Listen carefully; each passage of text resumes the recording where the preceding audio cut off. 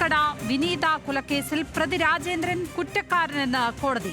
Thiruvananthapuram additional sessions കോടതിയാണ് വിധി പറഞ്ഞത്.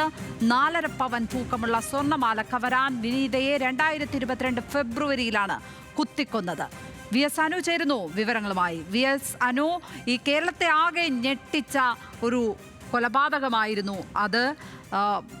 ഒരു ചെടിക്കടയിൽ ജോലി ചെയ്യുന്ന സ്ത്രീയെ ഇത്തരത്തിൽ കൊലപ്പെടുത്തിയത്, മാല കവർന്നത്, എല്ലാവരും ചർച്ച ചെയ്ത ഒരു കേസാണ് ഇത്. ഇപ്പോൾ അതിൽ വിധി വരികയാണ്. എന്തൊക്കെയാണ് കോടതി പറഞ്ഞിരിക്കുന്നത്? ശിക്ഷ എപ്പോഴായിരിക്കും വിധിക്കുക?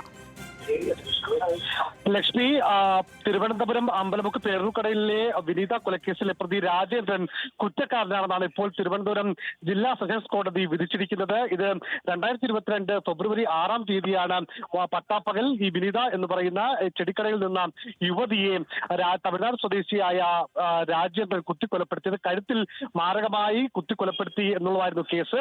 ഇത് സംബന്ധിച്ച് ഇന്ന് തിരുവനന്തപുരം ജില്ലാ സെഷൻസ് കോടതിയാണ് പ്രതി കുറ്റക്കാരനാണെന്ന് വിധിച്ചിരിക്കുന്നത്. 118 സാക്ഷികളിൽ 98 പേരെയാണ് പ്രോസിക്യൂഷൻ വിസ്തരിച്ചത്. മാത്രമല്ല, CCTV ദൃശ്യങ്ങളടങ്ങിയ 12 പെൻഡ്രൈവുകൾ പ്രോസിക്യൂഷൻ ഹാജരാക്കിയിരുന്നു. ഈ പ്രതി ഈ സ്ഥലത്തേക്ക് എത്തുന്നത്, കൊലപാതകം നടത്തി മടങ്ങുന്ന അടക്കമുള്ള നിർണായകമായ CCTV ദൃശ്യങ്ങൾ. ഇക്കാര്യത്തിൽ ഈ ഒരു കേസിൽ ദൃക്സാക്ഷി ഇല്ലായിരുന്നു. പക്ഷേ സാഹചര്യ തെളിവുകൾ, കൃത്യമായ തെളിവുകൾ കോടതിയിൽ ഹാജരാക്കാൻ വേണ്ടി പ്രോസിക്യൂഷന് കഴിഞ്ഞിട്ടുണ്ട്.